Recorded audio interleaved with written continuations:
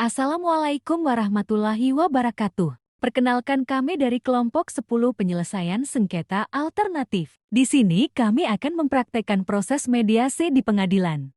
Mediasi dapat dilakukan di pengadilan maupun di luar pengadilan.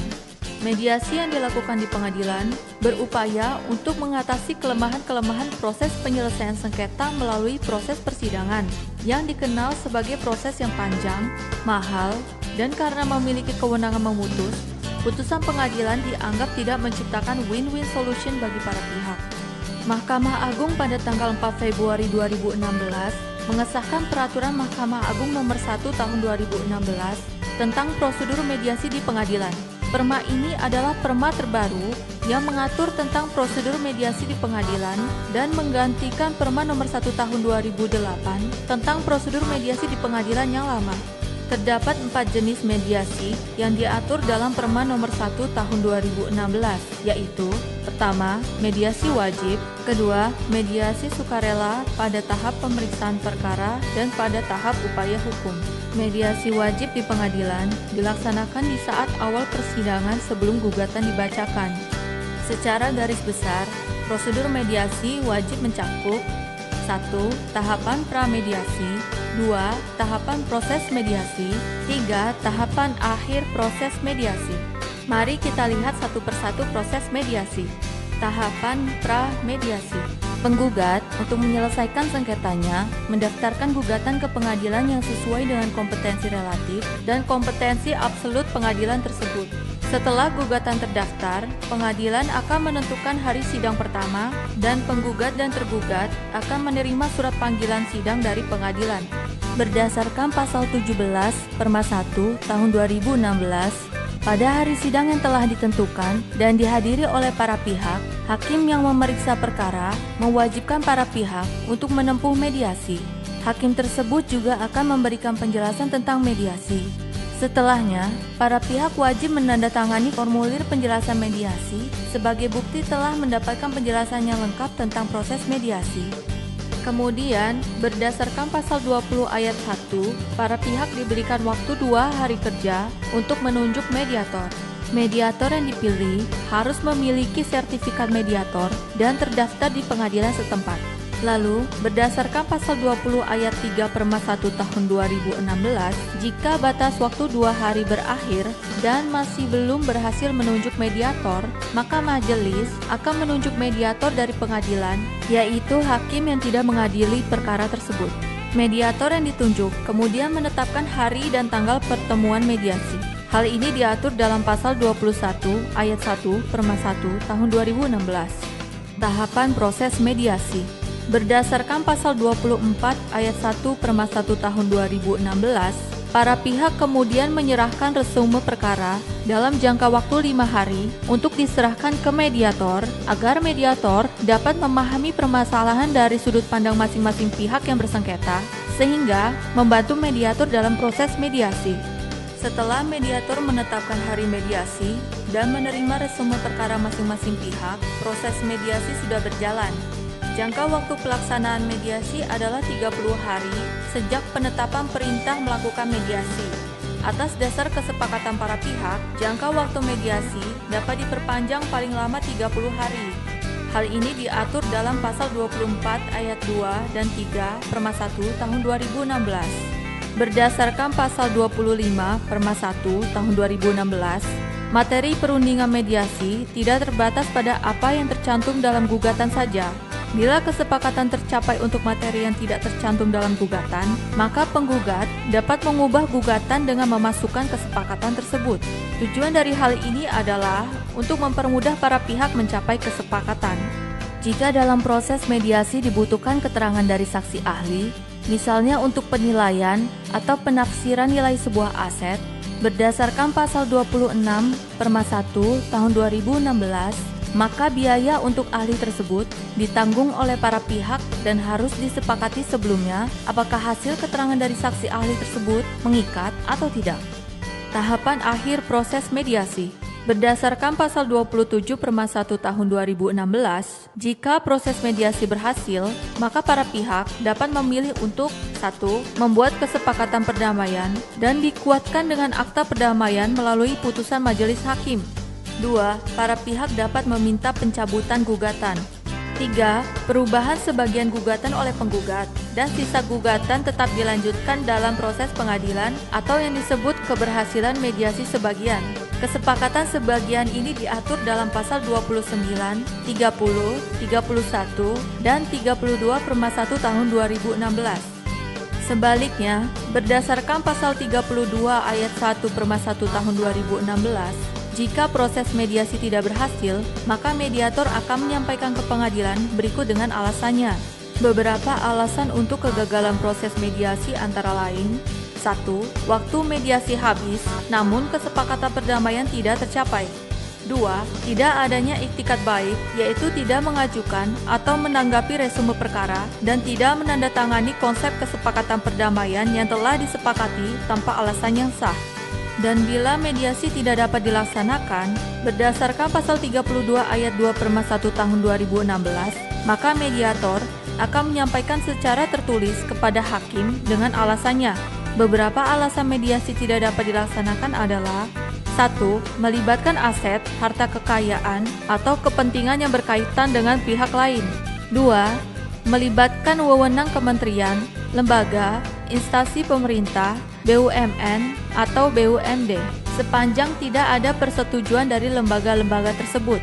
3. Tidak beriktikat baik, yaitu tidak hadir dalam pertemuan mediasi tanpa alasan yang sah. Menghadiri pertemuan mediasi yang pertama, namun tidak menghadiri pada pertemuan berikutnya tanpa alasan yang sah. Dan ketidakhadiran berulang-ulang yang mengganggu jadwal pertemuan mediasi tanpa alasan yang sah.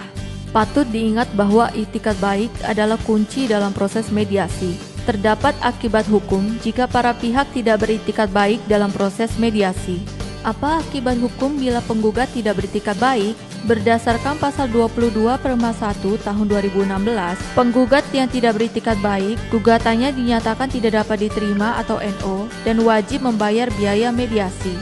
Jika tergugat yang tidak beriktikat baik, maka tergugat wajib membayar biaya mediasi. Hal ini diatur dalam pasal 23 ayat 4. Dan bila kedua pihak baik penggugat dan tergugat dinyatakan tidak beriktikat baik, berdasarkan pasal 23 ayat 8 Perma 1 tahun 2016, maka gugatan dinyatakan tidak dapat diterima tanpa penghukuman membayar biaya mediasi. Lalu, bagaimana dengan prosedur melakukan mediasi sukarela? Seperti yang sudah disebutkan sebelumnya, proses mediasi sukarela terjadi saat perkara sudah masuk dalam tahap pemeriksaan atau saat upaya hukum. Bagaimana melakukan mediasi saat perkara sudah masuk dalam tahap pemeriksaan perkara? Berdasarkan pasal 33 Perma 1 tahun 2016, para pihak dapat mengajukan permohonan mediasi kepada Ketua Majelis Hakim yang memeriksa perkara.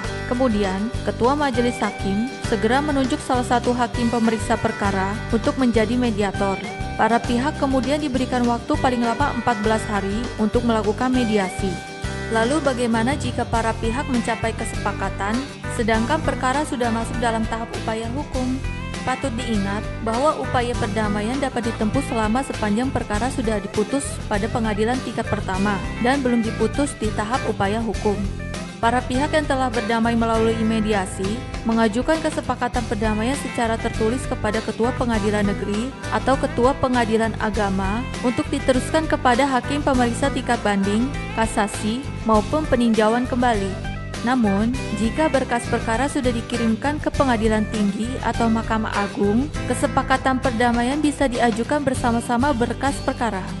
Kesepakatan perdamaian ini wajib memuat ketentuan yang mengesampingkan putusan yang telah ada.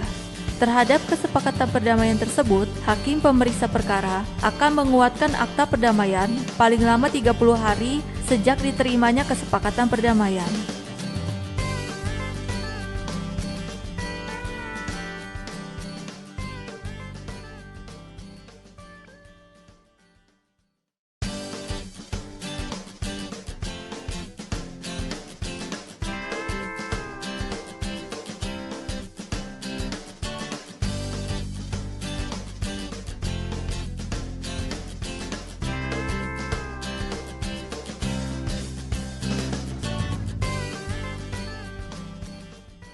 Sebelum lanjut ke duduk perkaranya, izinkan saya memberi pepatah dari Mahatma Gandhi yang berbunyi, masa depan bergantung pada apa yang kita lakukan hari ini.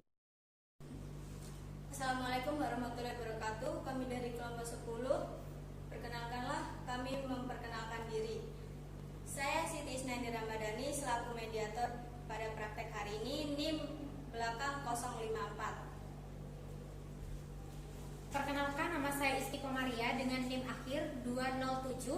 Saya di sini sebagai tergugat.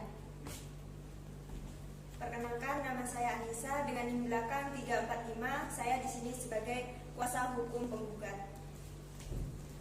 Perkenalkan, saya Almas Kintar. Saya di sini sebagai penggugat dengan NIM 136. Perkenalkan, nama saya Hasbullah, NIM saya 304. Saya di sini sebagai hukum tergugat.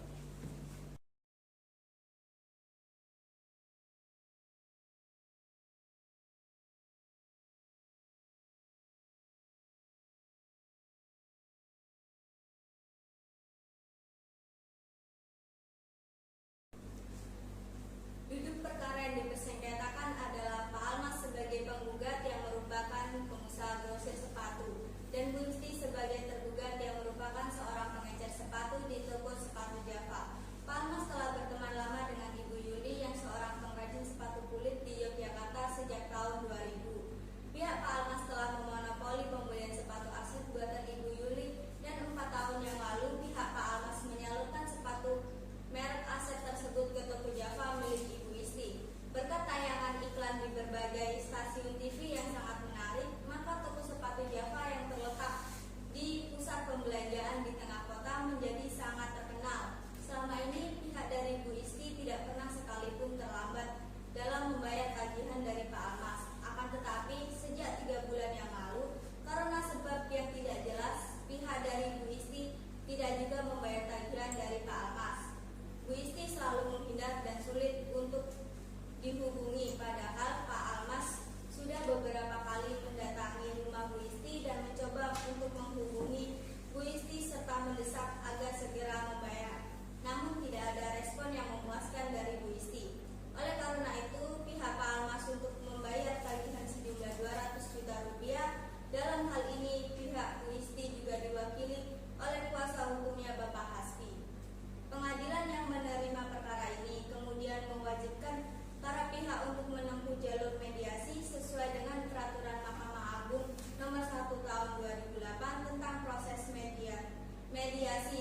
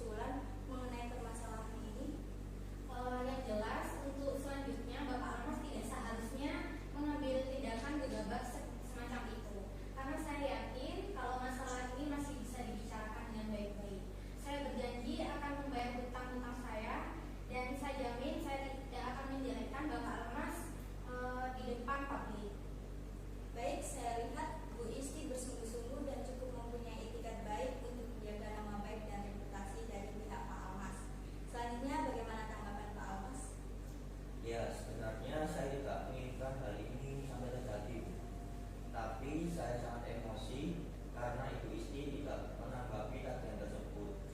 Ya, karena hubungan saya sangat baik, maka saya akan menyelesaikan masalah ini secara kekeluargaan, dan saya janji masalah ini tidak akan sampai keluar publik. Baik dari penjelasan Bapak dan Ibu, saya melihat baik dari pihak Bapak dan Ibu sama-sama sepakat untuk tetap menjaga nama baik dan reputasi masing-masing.